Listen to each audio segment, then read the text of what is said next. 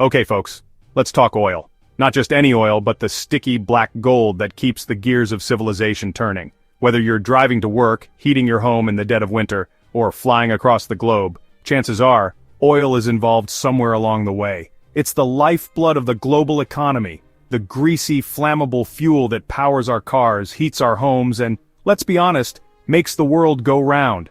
Without oil, modern life as we know it would grind to a halt.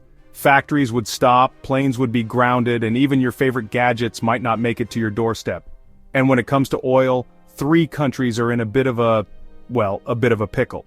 The global oil market is like a high-stakes poker game, and the players are constantly bluffing, raising, and calling each other's bets. We're talking about the United States, China, and Canada. These three nations are major players, each with their own unique role and ambitions in the oil world. The US, as you know, loves to be the big dog. They've got oil, they sell oil, they even spill oil sometimes. Oops, but more than that, the US is both a massive producer and consumer. They like to call the shots, set the rules, and keep a close eye on who's buying and selling.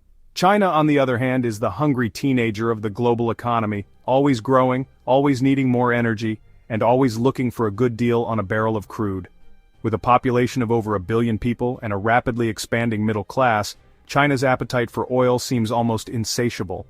They import more oil than any other country, and they're always on the lookout for new suppliers and better prices. And then there's Canada, America's friendly, mostly neighbor to the north, sitting on a massive reserve of oil and wondering when they'll get invited to the big game. Canada has the third largest oil reserves in the world, but getting that oil to market isn't always easy. Pipelines, politics, and environmental concerns often get in the way, leaving Canada in a tricky spot. Here's the thing. The US and China, well, they're not exactly best buds right now. In fact, their relationship is more like frenemies, cooperating when they have to, but always ready to throw a punch when things get tense. They've been locked in this nasty trade war, slapping tariffs on each other's goods like it's going out of style. Everything from electronics to soybeans has been caught in the crossfire, and the oil market is no exception. These tariffs make oil more expensive, disrupt supply chains, and create uncertainty for everyone involved. And guess what?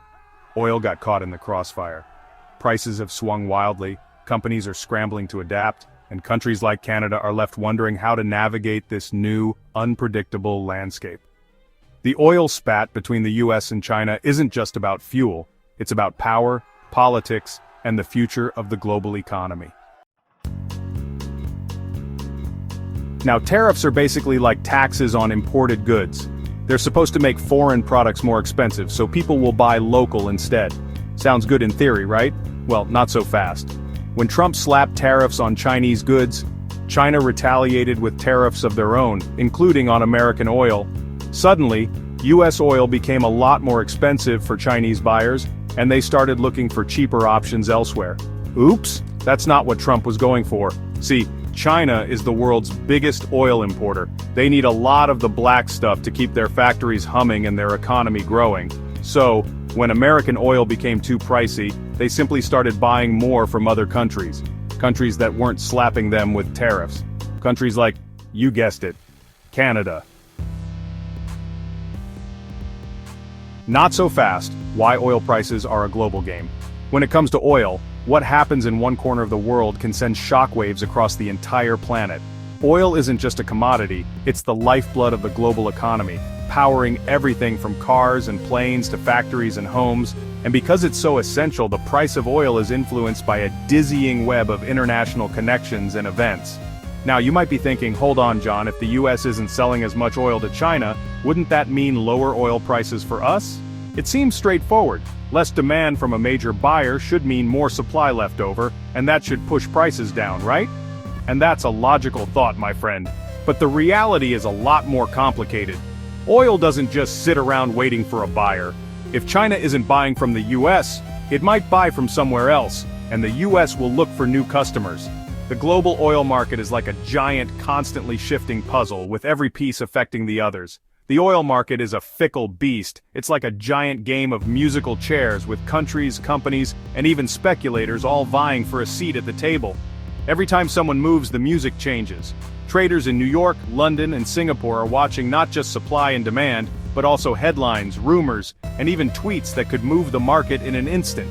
You see, oil prices aren't just determined by how much oil the US sells to China, they're affected by a whole host of factors: global supply and demand, political instability in oil-producing regions, even the weather. Seriously, hurricanes can mess with oil production. If a major pipeline gets shut down in the Middle East, or a storm hits the Gulf of Mexico, prices can spike overnight. And let's not forget about new technologies like fracking or shifts in energy policy, which can also shake things up. So, while the US-China trade war might have put a dent in American oil exports, it hasn't exactly sent oil prices plummeting. That's because the oil market is always adapting. If one door closes, another opens, sometimes in unexpected places. Other countries might step in to buy what China no longer wants, or the US might find new markets in Europe, India, or even Africa. In fact, other factors like OPEC's production cuts, more on that later, have actually kept prices relatively stable. OPEC, a group of some of the world's biggest oil producers, can decide to pump more or less oil, and that decision alone can outweigh the impact of a single trade dispute. So when it comes to oil prices, it's never just about one country or one deal. It's a global game, and everyone's playing. Now let's talk about Canada. They've got the third largest proven oil reserves in the world, right behind Venezuela and Saudi Arabia. That's a lot of oil, folks. But here's the thing. Getting that oil to market hasn't always been easy. Canada's oil sands are notoriously expensive to develop, and pipelines to transport the oil have faced fierce opposition from environmental groups. But with the US-China trade war throwing a wrench in the works, Canada sees an opportunity.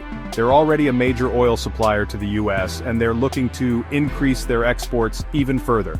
They're also eyeing new markets in Asia, hoping to fill the gap left by American oil. Of course, it's not all smooth sailing for Canada. They still face challenges with infrastructure and environmental concerns. But hey, in the world of oil, opportunity often arises from chaos.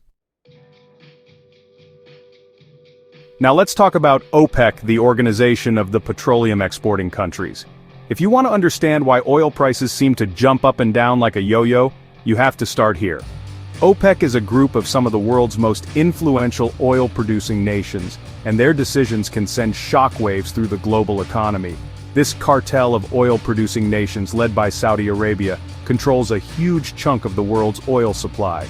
We're talking about countries that sit on vast reserves of black gold, and together, they account for nearly 40% of global oil production. That's a lot of power concentrated in just a handful of hands. And, yeah, they definitely know how to wield that power. OPEC meetings are watched as closely as major political summits, because a single statement or decision can move markets, affect national economies, and even influence the price you pay at the pump. OPEC's goal is to keep oil prices stable, not too high, not too low. They want to avoid wild swings that could hurt both producers and consumers. If prices spike, it can slow down economies and push countries to look for alternatives. If prices crash, oil-dependent nations can face budget crises. They do this by adjusting their production levels. It's a bit like turning a giant tap on or off, depending on what the market needs. These decisions are made after intense negotiations, with each member country weighing its own interests. If prices get too high, they might increase production to bring them down.